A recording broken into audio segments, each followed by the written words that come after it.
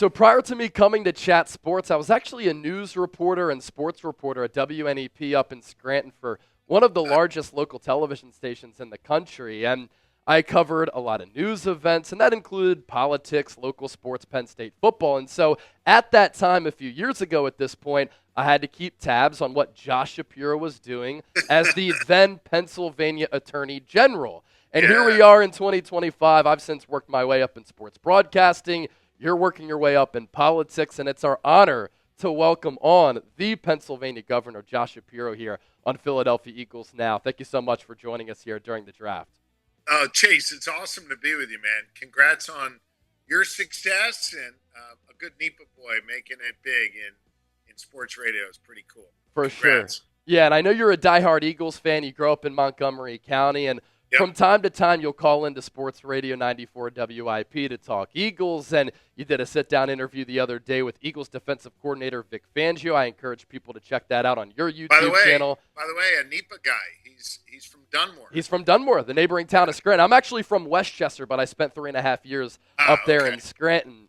But I'm curious, you have Vic Fangio on, you've hopped on some radio shows, you've done some podcasts. What is it about that you enjoy from a personal standpoint, and why is it important to kind of show people, hey, I'm not just a politician. We don't have to just talk state issues. I can talk shop Yeah. and talk ball as well. I mean, first of all, I just love sports, right? So it's just who I am. It's how I grew up. I grew up as a 12, 13-year-old kid. I remember calling into sports radio for the first time. This is way back when it was on like 6:10 a.m. I don't even know if you remember that. I do. But it's just like how I grew up. I'm not a big sort of TV watcher or what have you, but what I will do is when I get a minute, sit down on the couch or if I'm in the truck with the iPad or whatever and watch some live sports, ideally a Philly game, but if, whatever's on NBA, playoff basketball right now is on, obviously the Sixers are not in it. So I think the first part of my answer is I just love it, and it's what I've been doing my whole life. Second, I enjoy people, and I enjoy talking to people about things that are not politics and not government. I mean, I'm always happy to answer those questions. Part of my responsibility as governor, be accountable to you and answer those questions.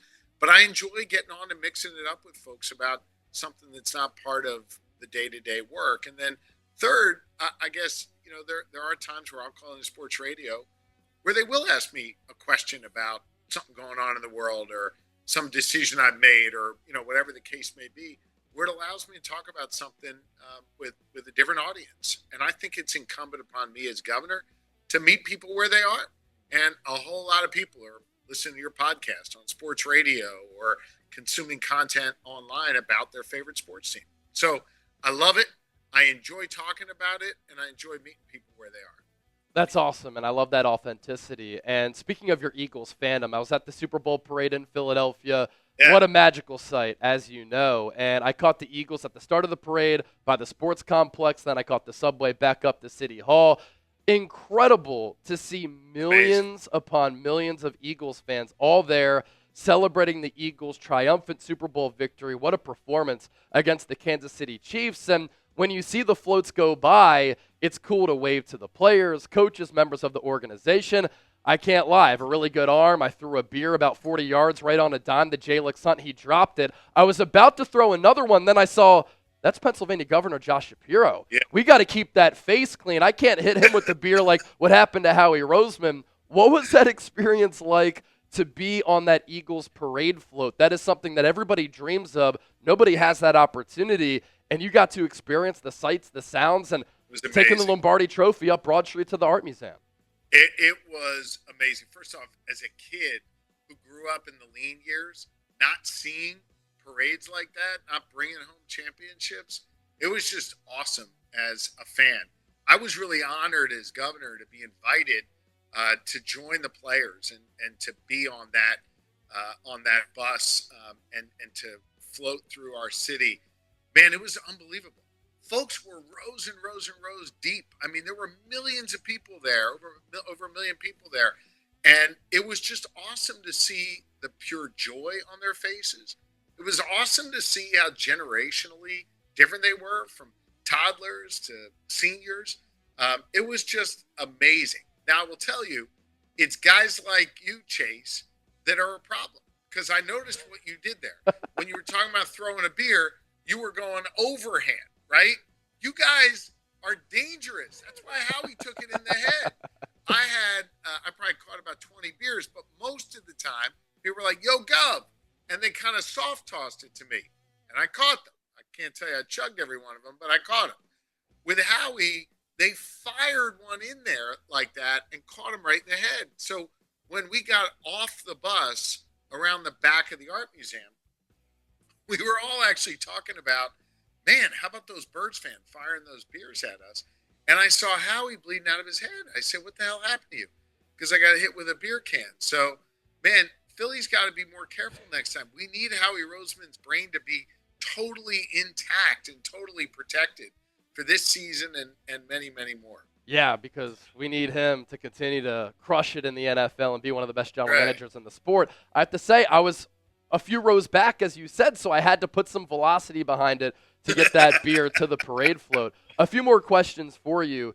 Just with this 2024 season, 14 wins in the regular season, a dominant playoff run, and then they pull off the impossible. I thought that they were going to beat the Chiefs, but they throttled Kansas City. Didn't blitz once, got all those pressures, and sacks on Patrick Mahomes. When you think back to this Super Bowl winning season as the Birds win their second Lombardi trophy since 2017, what are you going to remember the most about this 2024 Eagles run? There's so many different pieces of it, but the 2-2 start, the bye week, wondering, could Nick keep the locker room together? Could he keep all the guys believing? Could they stay on course? Obviously, we know the answer to that. That's a sign of great leadership by him, by Jalen Hurts, by all the guys on the team. I thought that was really, really pivotal. I thought when they got on a run, and remember, the year before they were on a run too, and then they collapsed with whatever it was, Chase, I think 5-6 games left to go in the season. Getting through that hump too, whatever sort of was lingering in their minds from the season before. And then I just saw how professional and organized they were with a game plan going into each and every game in the playoffs. It's interesting. I thought Vic Fangio had a game plan to not blitz in the Super Bowl, that's the way they were going to contain Mahomes. I had the chance to interview him the other day, good Dunmore guy. I thought it was important to highlight Pennsylvanians who do great things, and Vic is one of them. I asked him that question, and Fangio said that, they kind of adjusted on the fly. They realized it was working, and so they kept doing it. I sort of thought that they had planned it that way. I think it was a little bit more organic.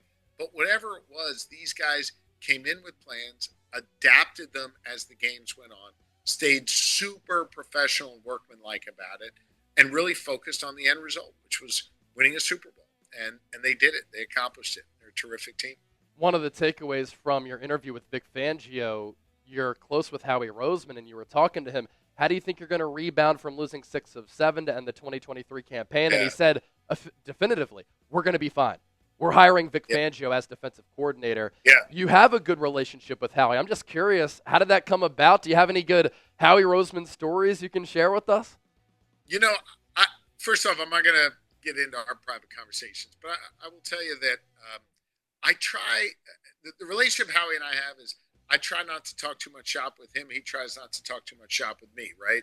We're both in obviously different professions, but I respect the work he does.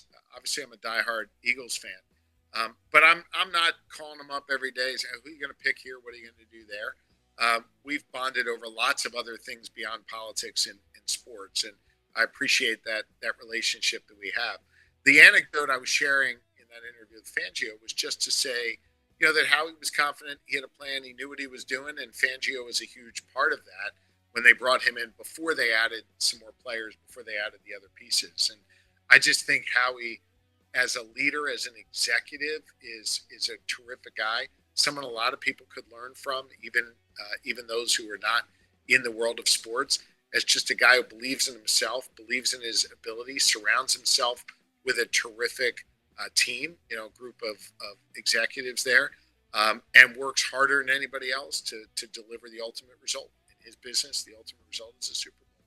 It's probably best that you both stay in your lane. If he's giving you political insight and and some things that he could have to offer, and you're talking football with him and saying, you got to move up for Jahad Campbell. I like the pick, but that would certainly be interesting. Last one for you, Howie. He's a magician with the cap and configuring all of these contracts. It's part of the reason why he's the best GM in football, in my opinion, and why he's been able to put together this great roster. A lot of the core players on this Eagles team are locked up through 2028, 2029.